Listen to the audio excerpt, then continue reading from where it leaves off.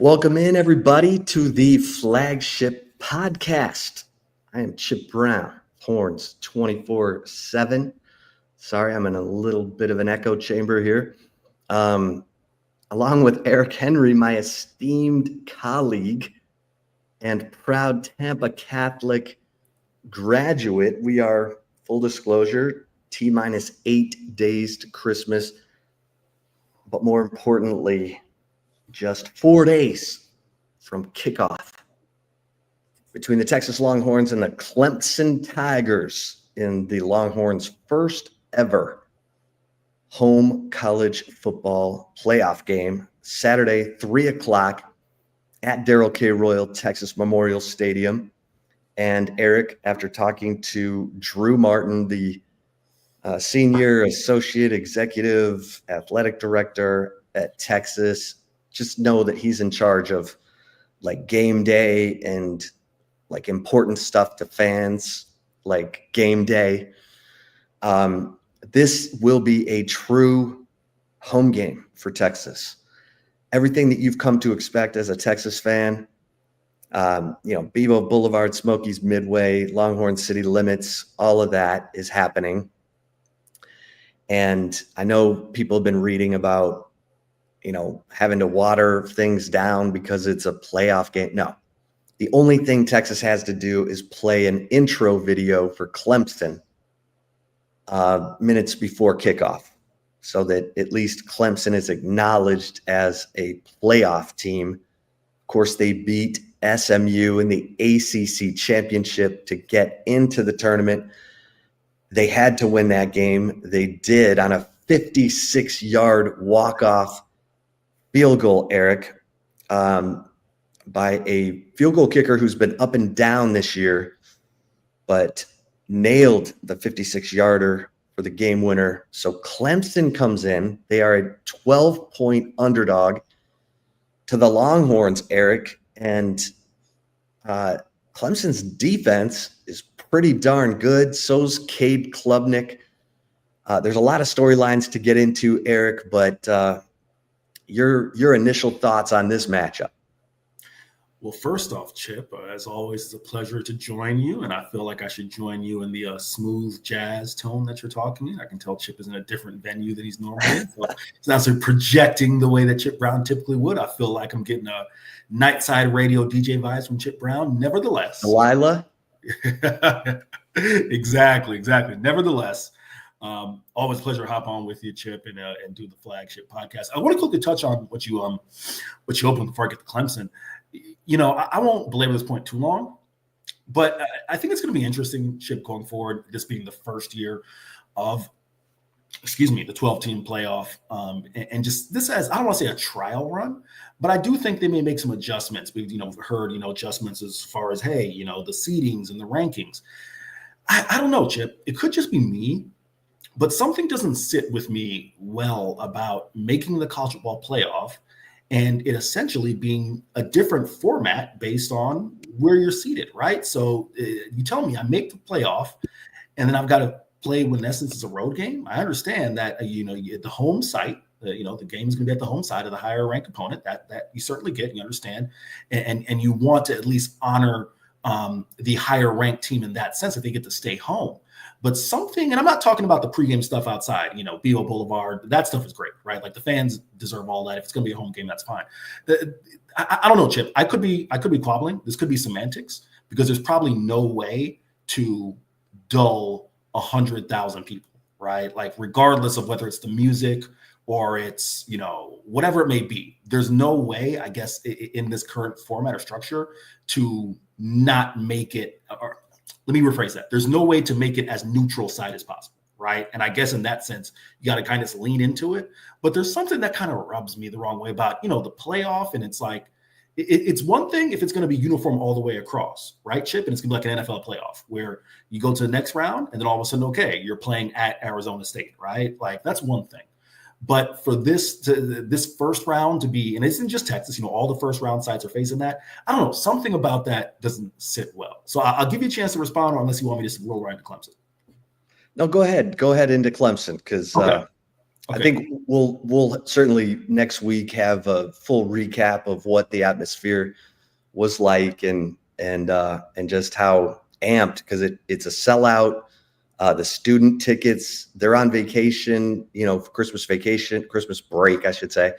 But 12,000 student tickets were claimed.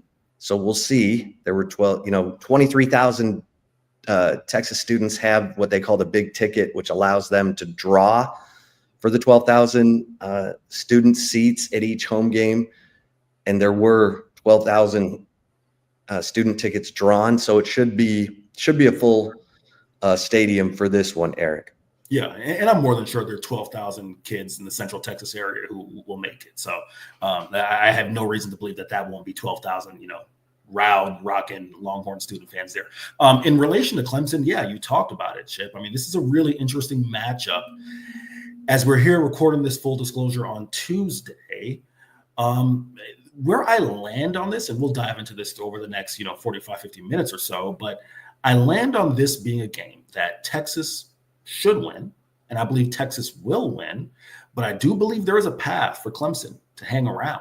The first of that is turnovers. And again, we'll dive deeper into this over the show, but you take a look at Clemson's defense.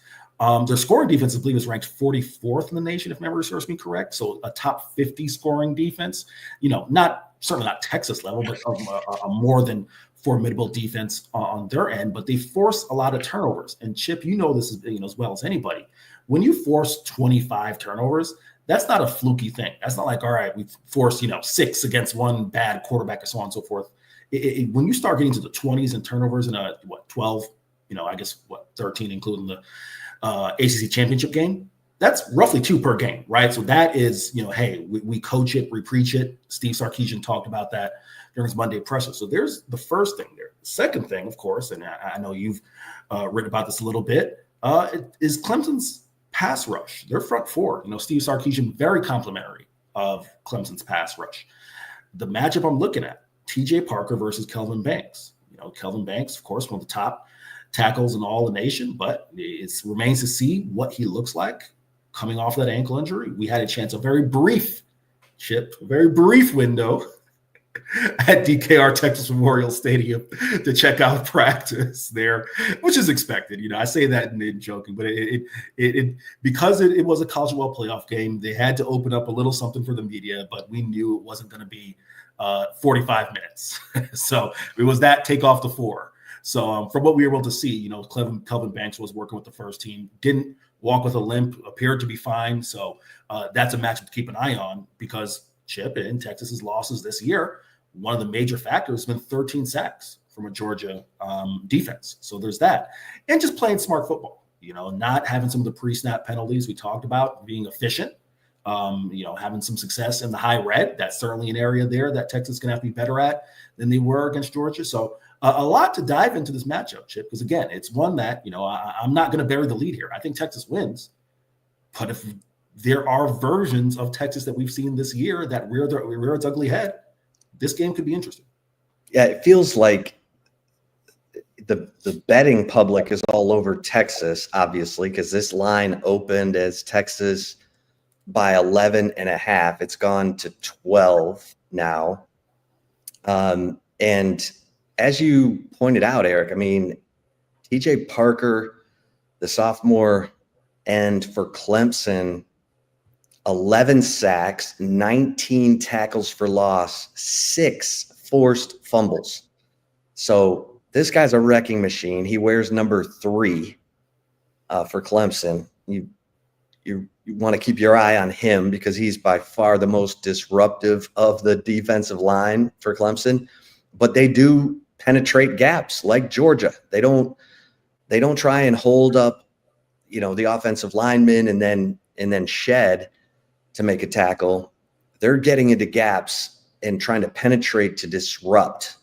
And that is the best way to disrupt a team that certainly runs zone, inside outside zone, because you're ruining the flow of the offensive line on those plays if you can get into those gaps and penetrate. Georgia's so good at it, they delay. Like they'll keep a guy back, let an offensive lineman over pursue and then come in behind that offensive lineman, which we saw in the SEC championship game. Texas kept Gunnar Helm in, their leader in receptions this season, their tight end, kept him into block. He gave up a sack. It kind of got him out of the flow of his game. He had a drop in that game. He finished with only one catch for 11 yards. I'm not saying Clemson's going to be able to penetrate as well as Georgia did. They better not be able to, or else this game's going to be a cliffhanger. But they are disruptive. And when you combine, Eric, the 25 turnovers that you mentioned, that's 8th best. Texas is number 1 in forcing turnovers with 28. So Clemson's only 3 behind Texas in that realm. And, you know, Texas has 38 sacks. That's 15th best in the country. Clemson has 33. Texas has 95 tackles for loss. That's 12th best in FBS.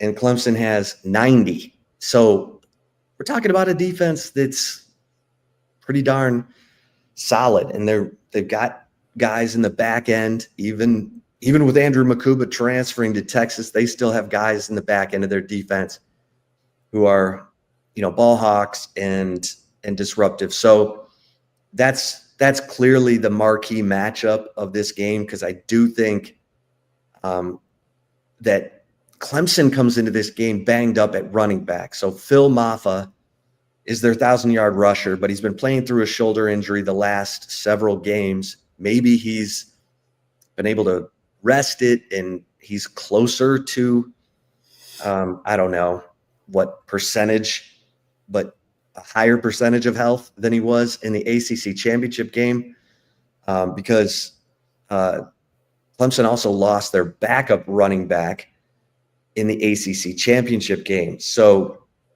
it's, you know, Cade Klubnik, the quarterback, who is the team's second leading rusher. And if you adjust his rush rate without the sack yardage, this is a guy who's dangerous. I mean, he averages over 6 yards a carry. He's had a 54-yard touchdown run, a 50-yard touchdown run this season. Cade Klubnik's that guy. You know, he's faster than you think.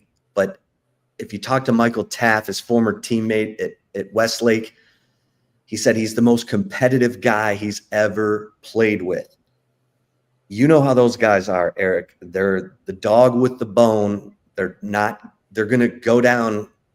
They'd rather die on the field than lose. Those guys are dangerous.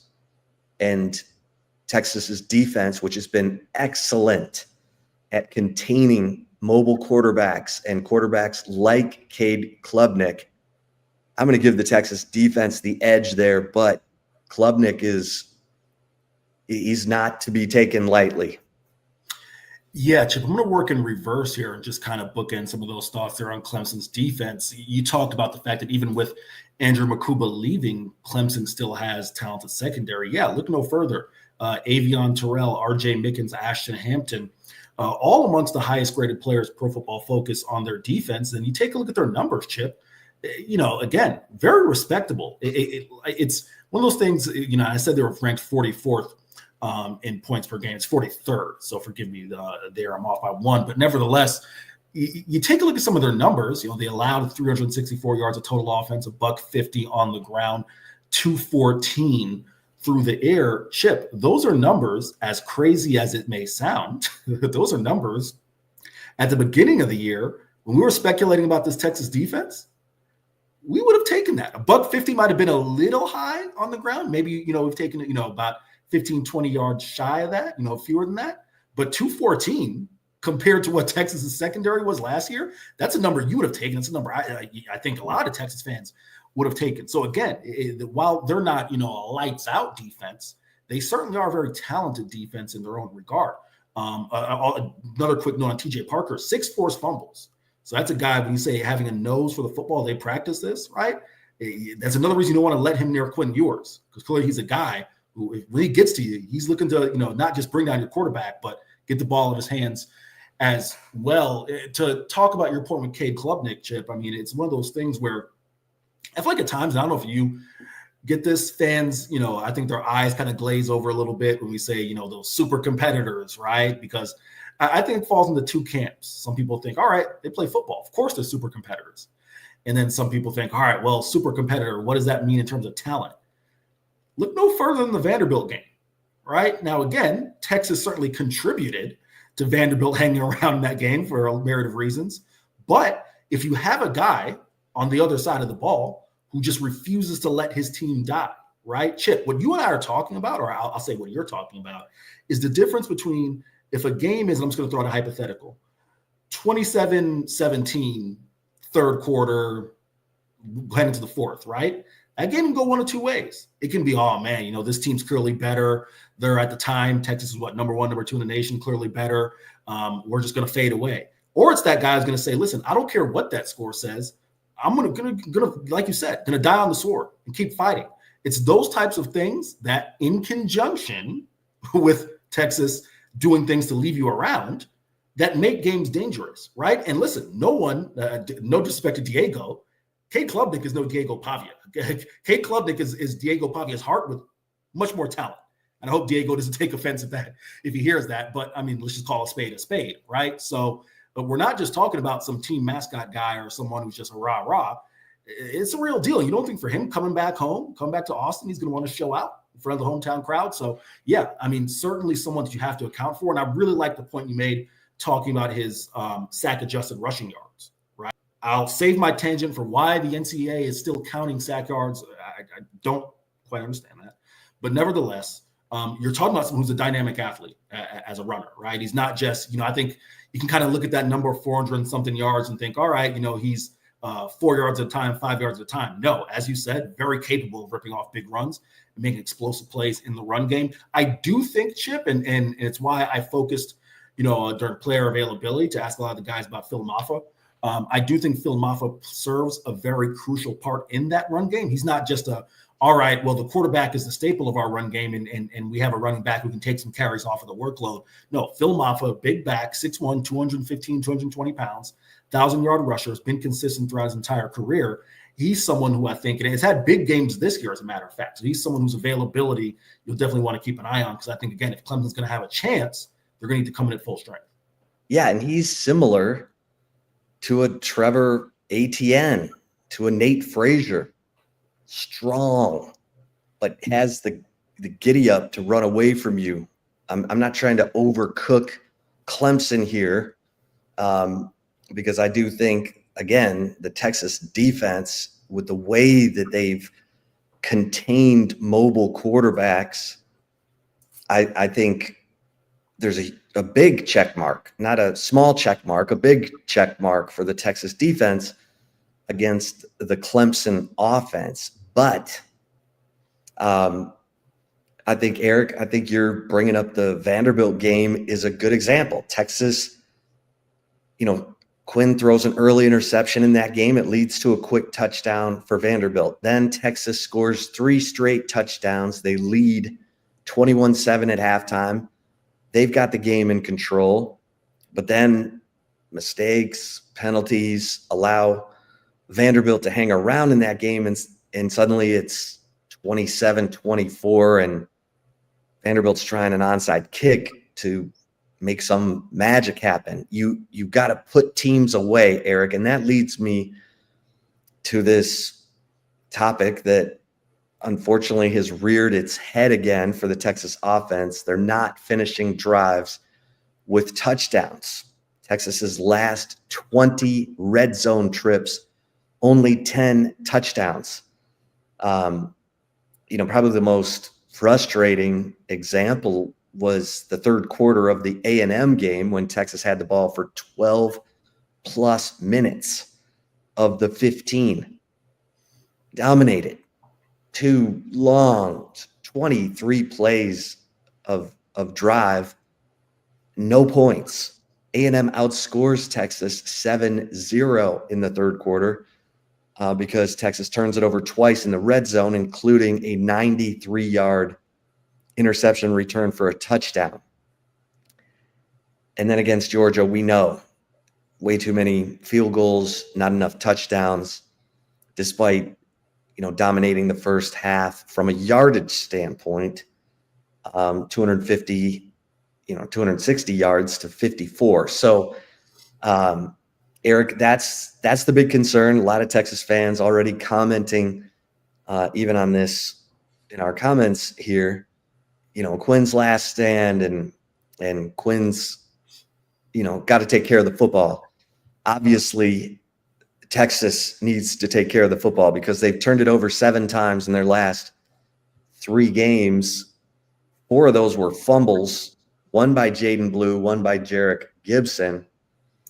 3 interceptions by Quinn Ewers. So that seems to be the question mark for Texas. Can they finish drives with touchdowns? Can they take care of the football, Eric? Chip, Texas ranks 92nd in the nation in red zone scoring percentage. And, I'll sidebar for a second before I go into it. Red zone scoring percentage is sometimes a bit of a misnomer because essentially, if you're getting big play TDs, right, then you're not scoring in the red zone, right? So some of that is a bit of a misnomer. However, what I do think, and I'm sure you'd agree, Chip, the meat of that statistic is this. Of Texas's, let's take a look here, 59 red zone trips, right? They've got, let's do quick math here. They 59 red zone trips, 39 touchdowns, 9 field goals. So that's, if I'm doing the quick math here, 48 scores and 59 red zone tries, and only 39 times out of the 59, they're coming away with touchdowns. I can do a quick math here. Let's call that 60 and 39. They're about, quick math here, that's a little over 60-something%, if memory serves me, and I guess I could use my phone and calculate it. 60-something% of the time, they're coming away with touchdowns. It's not great. It just isn't. It's for an offense, Chip, that is this talented, this veteran of an offensive line, third-year quarterback.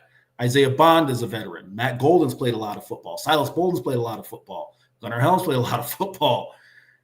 Steve Sarkisian's coached. Let's not just use a player. Steve Sarkisian's coached a lot of football. That's unacceptable. So to your point, and Steve talked about it after the Georgia game, that they need to be better in the high red. Yeah, it is tough. And that's a win for the defense. When you go on these 7, 8, 9, 10 play drives that take up 8, 9, 10 minutes and go 60, 70 yards, and then you don't get a touchdown. That's a win for the defense, right? They'll take that all day because you just chewed up a ton of clock and you only gave up 3, right? So that is something to be concerned with, no doubt. And the thing that is most troubling to me is this is not a 4-game sample size. This is not a 1-year sample size. Sure, you didn't necessarily have any real epic failures like you had in 2023. Of course, the Red River Shootout, the 4-play sequence there, which you don't score. But this has been a trend for Texas's offense for now going on 2 seasons and even extending back into the 2022 season. So that is troubling. And a reason why you can't, sound the alarm bells enough is that's the type of thing. All it takes, Chip, is one.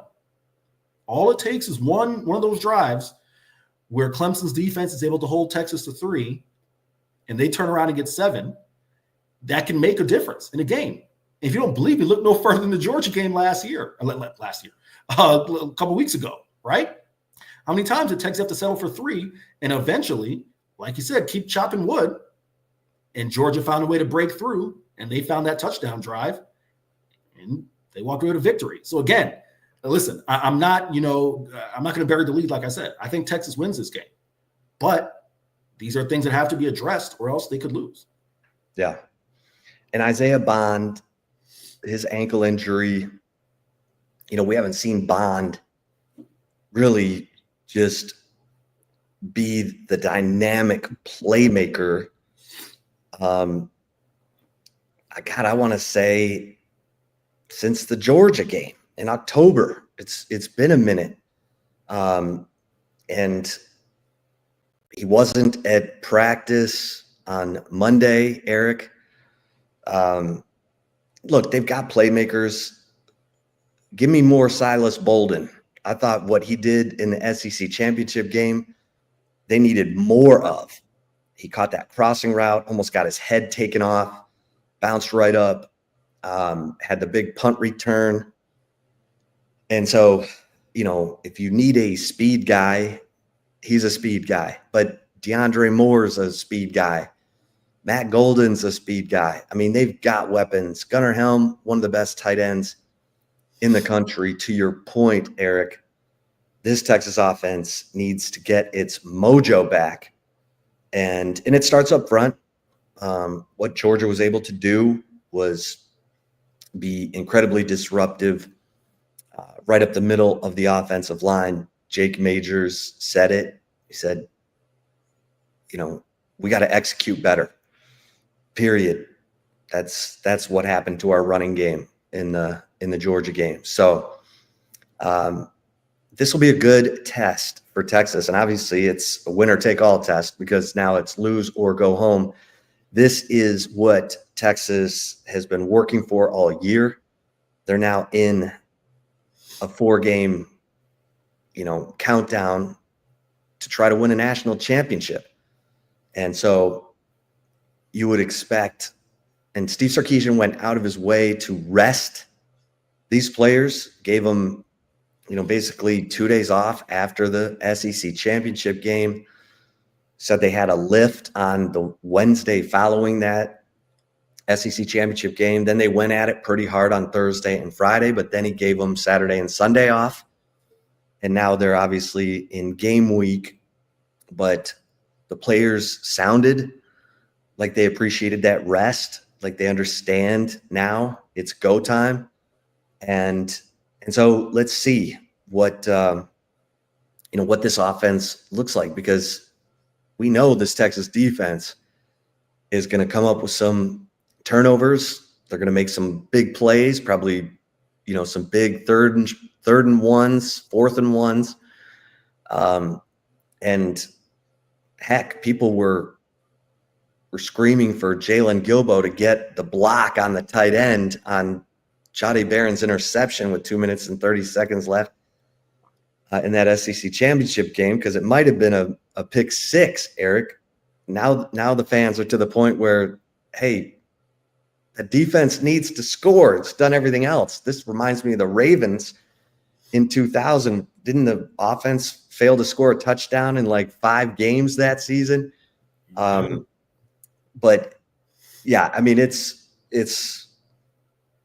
a lot, and let's see how sharp this Texas team is, because I think there are a lot of people who still think that Texas is a bit of a paper Longhorn here, that they haven't beaten anyone, that they're not a top team in these playoffs. And good teams win, great teams cover.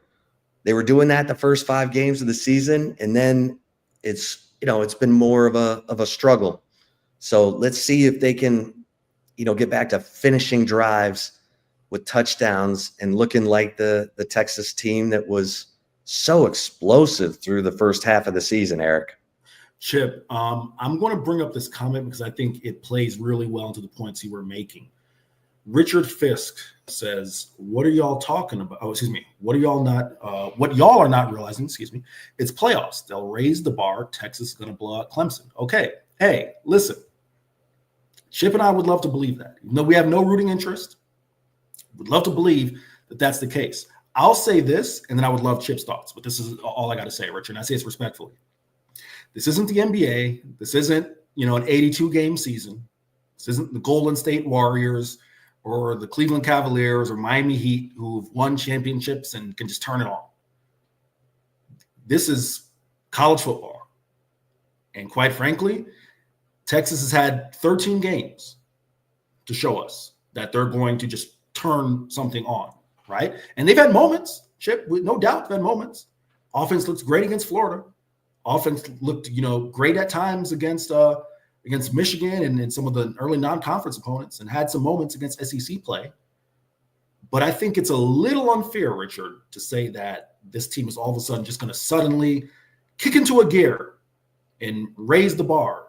Chip, if they were going to raise the bar, I think Georgia would have been a great time to do it either time, right? It's all of a sudden, you face Georgia in the playoff and it's like, oh, it's time to raise the bar. No, regular season, everything on the line. You get him at home in October. That wasn't time to raise the bar. SEC championship, you get a rematch.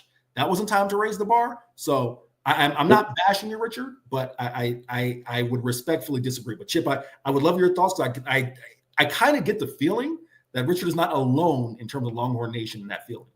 Well, and like we've been saying, the talent is sort of unmistakable on offense, which leads me to this point, Eric, because I do think that Steve Sarkisian felt like his running game, the emphasis they put on it, the final 4 games of the regular season, running it 31 times against Florida, 41 against Arkansas, 47 against Kentucky, and then 50 against A&M, all with success. I think Steve Sarkisian believed his running game had gotten good enough to have some success against Georgia. It wasn't. Arch Manning came in as a red zone package against A&M, and even for one play to open overtime against Georgia. After losing that game, Steve Sarkisian was asked about when do you use Arch Manning, and he said, maybe we do need to use him on first and second down more earlier in the game. Do you expect to see Arch Manning in any kind of package in this game, Eric, especially if Clemson's defense is having success in disrupting Texas's running game? Chip, I do.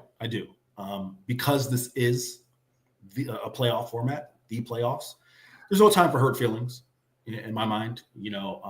I think Quinn Ewers, Quinn and Arch, their relationship well documented, no bad blood, no beef between them. We're just at a point now in which it's, you got to do everything in your power and your being to help your team win. And if there are opportunities, I'm not saying force anything, right? Like, no one's saying just force Arch Manning out there. But if it's part of the game plan, it's part of the flow, and there are opportunities to utilize his legs against a really talented Clemson front four and front, I'll say front four, even though you could say front 7.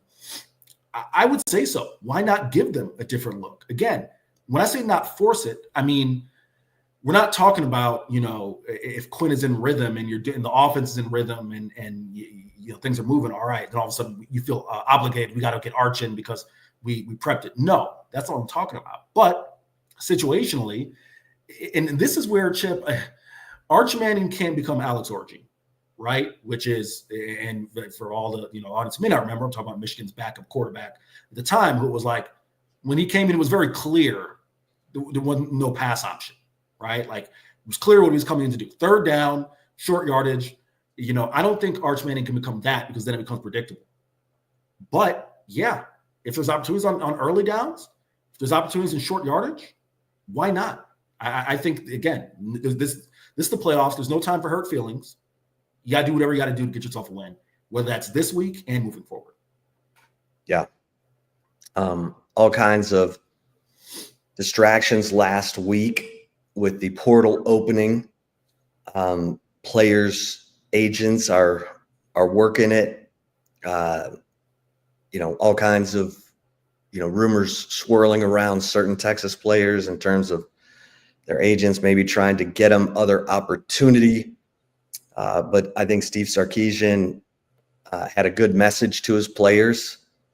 He told us on Monday, hey, whatever you're thinking of doing, you need to put it all out there in these playoff games, because that's only going to help you, whatever you decide, moving forward. So let's see how well the Longhorns can focus in and get it done.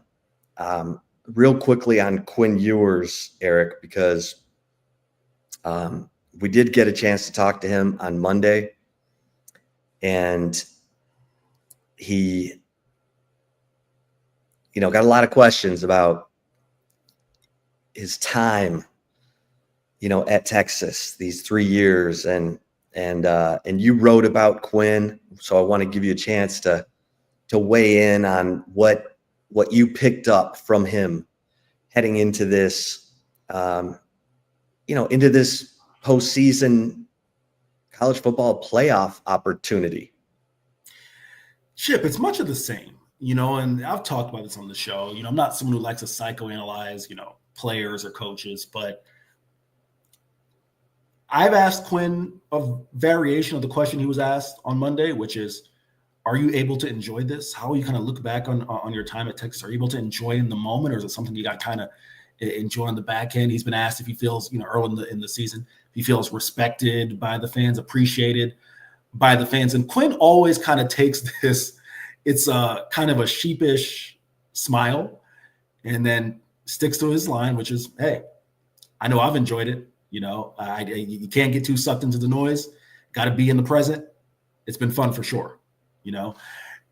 Chip, that always feels like a guy who I think, not that he wants to have a gripe, but I think maybe he it's always like there's a split second pause, like, do I really let them know? You know what I mean? That's always at least that's my takeaway. And I could be false in psychoanalyzing Quinn, but that's my takeaway from that.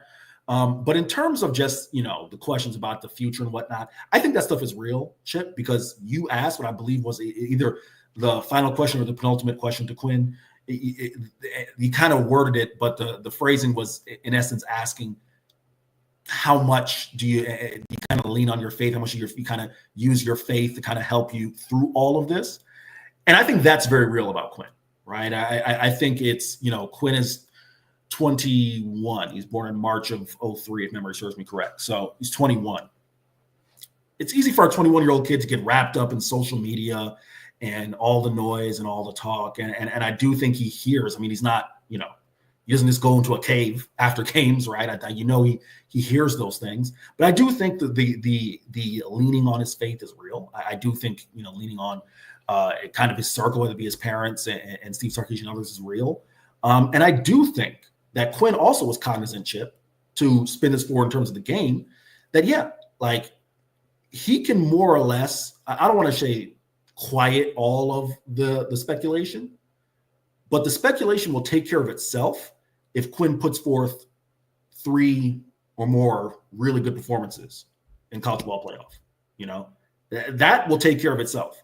If it all starts and ends with the performance on the field, the speculation and the what if and so on and so forth, that stuff will continue if Quinn goes out there and plays a poor game, and then it's going to be, what it is.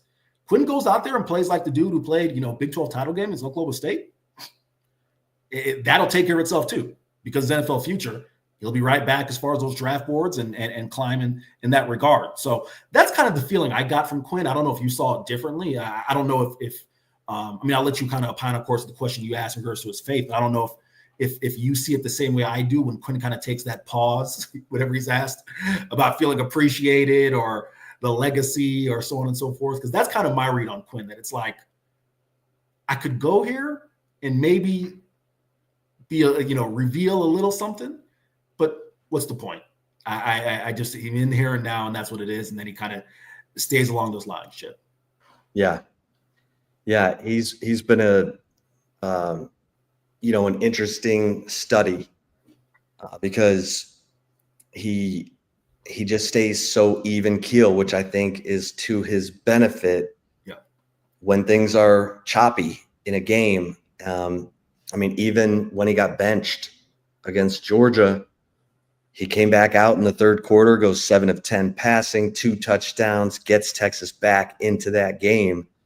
So the kid's got some resolve. He's got some toughness about him that doesn't always come across because he's not that fiery, quote machine. He's a guy who just tries to leave it all out on the field. Chip, can I ask you something really quick? I'm sorry for interjecting, but you covered the Cowboys. You spent time around, Troy Aikman. That's correct? Yeah. This is such a bad hypothetical ask. I apologize in advance, but would Quinn be viewed differently if he were more that guy? maybe. The guy he's about to pass to move into number 3 all time on the passing list, Major Applewhite, had a bit of a fire, and the guy he's going to end up right behind, Sam Ehlinger, certainly had that fire, and I think gets looked upon favorably because of that. Now, he did lower his shoulder on some safeties, and he was a bigger, stronger, he had more calves, hams, and ass than Quinn, as we like to say. So yeah, I do think if he showed more of that fire, Eric, that maybe fans would embrace him because they want to see that from a football player. But I think this is the moment that Quinn has worked his butt off for. It was important for him to win a Big 12 championship last year. It was important for him to win that SEC championship. I think that was a real, that was a difficult loss for him. I expect to see a really good performance out of Quinn Ewers in this game against Clemson, because remember, the last time he faced Cade Klubnik, he lost. It was that 2020 season 6A state championship game when he was at South Lake Carroll and Cade Klubnik was at Westlake, Austin Westlake. And of course, Michael Taft, who intercepted him in that game, and Ethan Burke, who harassed him into throwing 2 interceptions in that game, are now his teammates at Texas and will be trying to harass their former teammate at Westlake in Cade Klubnik. Certainly another one of these storylines to follow here as Cade Klubnik comes back to Austin with a chance, or trying to get it, push Clemson further into this playoff, and so I think we're going to see a Quinn Ewers who is ramped and ready to go. Let's see, the last time he played a home game was against Kentucky. Yeah. 2 touchdowns, no interceptions. Before that, it was Florida, 5 touchdowns, no interceptions. So maybe he just needs to come home and get in front of the home fans. He's got 7 touchdowns, no interceptions in his last 2 home games, Eric. So let's see if he can build on that. Yeah, no doubt about it. I'll really quick just address Toro's comment here. Yes, how does Quinn do against the pressure? Listen, no quarterback wants to be pressured, right? But I was kind of run off some of Quinn's numbers here. When you take a look at, his under pressure, it's been about 100 dropbacks, completing 50% of his passes, 3 touchdowns, 4 interceptions. A lot of that pressure, Chip. Last time I had tracked it, I haven't tracked it in a couple of weeks, but it was something like over 40-something% of the snaps that he faced under pressure were from Georgia. So most of that pressure, Toro, had come against one particular opponent, but it's a great talking point. It's a great, point to make against a Clemson front that's just as capable of pressure. So just want to mention that real quick. Eric, real quick before we get to some take it or leave it, you want to give us an update on the Texas men's basketball team, and I'll take the women. Absolutely. Texas men's basketball coming off of a resounding victory over the mighty Arkansas Pine Bluff Golden Lions. Okay, here's the deal. Pretty similar to what I said a couple weeks ago. Non-conference play outside of NC State and UConn and Ohio State, there's nothing to take from it. There's no other way I can put it, Chip. Bring guys behind the curtain. Whenever some of these smaller, low major non-conference teams come into Moody Center, they don't bring a radio crew. Scotty McConnell, the longtime SID, puts us down in courtside. I mentioned that, Chip, because I hate to be rude, but Arkansas Pine Bluff's guards could barely dribble the ball up half court without getting their pockets ripped. And I'm not talking about with press. I'm not talking about being trapped. I'm talking about just general Julian Larry getting up in your grill. Oh, okay, I'm going to take that. Devon Pryor using long arms. Yep, I'll take that. So there's nothing to take from the Pine Bluff game. There's going to be nothing to take from New Orleans on Thursday and nothing to take from Northwestern State. The only other significant update, Trey Johnson did miss that game with a right hip injury. When I spoke to a source, they did say that if it was an SEC game, the anticipation is Trey would have played and that he's fine. So I do think, Chip, quite frankly, from what we've seen of this team, it would behoove them to rest him the next 2 games. Because guess what? Trey Johnson, young Trey, you're going to be in for a hell of a workload the rest of the year. So get your rest while you can, young man, because you'll make it up in SEC play. So that's the update there with the men's Longhorns. Well, the Texas women are 10-1, and they did have it's been interesting because Vic Schaefer had such a difficult time scheduling teams to come in to play Texas in the non-conference that he's had to go on the road against some decent mid-major programs. Played DePaul at DePaul in November, played at James Madison December 8th, and then went to Richmond on Sunday. And Richmond is the defending A10, Atlantic 10 regular season and tournament champions, and they have a bunch of veterans. It was actually a hard-fought game. Texas led by 19 in the fourth quarter. It got cut down to 10. They end up winning by 11. Madison Booker was outstanding. 25 points, 11 rebounds. Every time they needed a big bucket, Booker came through. So a good win. Rory Harmon's not shooting it as well as she can, but she makes up for it in rebounds and assists and steals. She's averaging 6.4 assists in Texas's last 5 games, and just makes everything go. Texas forced 24 turnovers in that game against Richmond. That was the difference. So they're getting after people defensively. They've got a couple of, they play LaSalle tonight, Tuesday night, a team that they should handle. And then South Dakota State and UT Rio Grande Valley. That's how they will finish up the non-conference. So they should be 13-1 by the time they go to Oklahoma and take on the Sooners, a program that has been a thorn in Vic's side, including a loss in Norman last year that cost Texas the Big 12 regular season title. So Layla Filia, the Michigan transfer, did not play in the game against Richmond. She got hit in the head in practice. So they're, making sure that all the cobwebs are gone.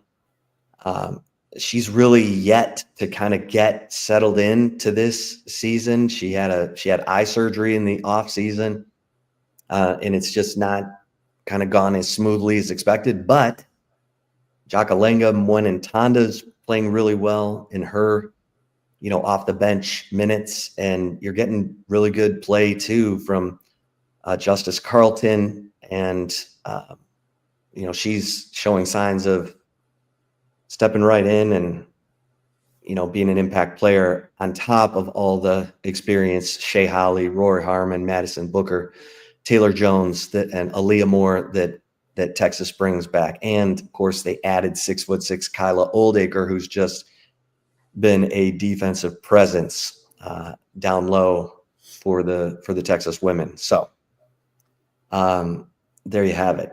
Eric, you ready for some take it or leave it? I am ready for some take it or leave it, Chip. All right. Well, then let's get to it. Let's get to it as I go ahead and pull up the notes here on who performed well last week. And just to quickly bookend Chip's thoughts there. Listen, Jenny Baranchik versus Vic Schaefer, always a great matchup, OU and Texas. So good point there. Last week, the questions were, Texas rushes for at least 175 yards in the SEC title game. That was sack adjusted. Texas's offense has at least one or commits at least one turnover, and Trey Moore will have at least one tackle for loss in the SEC title game. And how did we fare? Well, pull up the numbers here. Texas's offense did not rush for 100 yards. Quite frankly, they came. We could have did the sack adjusted or not, Chip. That wouldn't have been an issue. But both of us actually were winners there because we both left that. We both took the fact that Texas would commit one turnover, and we both took Trey Moore having at least one tackle for loss. He had a tackle for loss and a sack. So it was a 3-for-3 outing for both Chip Brown and myself. And it is Chip's turn to kick it off first, so I will bring us up here. All right. Well, let's just keep this one going, Eric, because it seems like we've been asking this question every week in Take It or Leave It. But hey, Trey Moore's playing good football. So Trey Moore makes it 6 straight games with a play behind the line of scrimmage against Clemson on Saturday. Take it or leave it. I am taking it, Chip. I do believe that Trey Moore is, in fact, riding that heater. Listen, there have been people who have been tough on Trey Moore. I won't mention any names. No, that's not any shade at my co-host because he wasn't the only one. Two things can be true, all right? I was just waiting for what we've seen the last 5 games. He was just waiting. Two things can be true. Steve Sarkisian has said that Trey Moore played really good football all year. I wouldn't exactly agree with that. Now, I do think Trey was doing some of those fundamental things you ask of an edge player, but I do think certainly the expectation was more. And as I said, that's only because Steve Sarkisian led us to believe that there's more. But nevertheless, he's finding his stride at the right time, and I do think Trey's play will continue. So I am taking it. Listen, I'm not going to – the trend is that Trey Moore is going to make another play behind the line of scrimmage. Who am I to doubt that? I will take this as well, Eric. Trey Moore.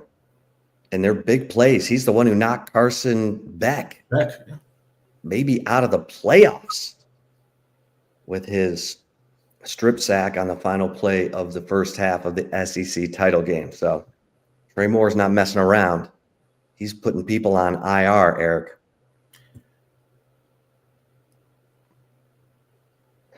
All right. This is you're serving to me now, right? Yeah. You can tell I'm trying to keep an eye on this. In the comments, I completely zoned out for a second. That's me. Take it or leave it, number 2. Texas finishes with 175 yards rushing. I will again ask you the question, Chip. You want to go sack adjusted there? No, we should just go straight up here. You want to go straight up? All right. Hey, then we can do that because that makes it easy for me. We're going straight up. Clemson on the season. Oh, this is you. My bad. I asked you a question. Go ahead, Chip. Yeah, I think this is a little high. Now, look, if Texas gets it going in the passing game and the running game follows, we'll look like fools because I think Eric's also going to leave this. But I'm going to leave it. Maybe right around 150, but not 175, Eric. What say you? Chip, I'm going to leave this one as well. It's not that Quintravion Wisener has not had success against some talented defenses, Kentucky, A&M. This is the first time that Quintravion Wisener will face a ranked, outside of Georgia, opponent defense. And I'm listening. Rankings can come in different times, right? I'm talking about as the feature back. Of course, Michigan. I'm not going to discount that.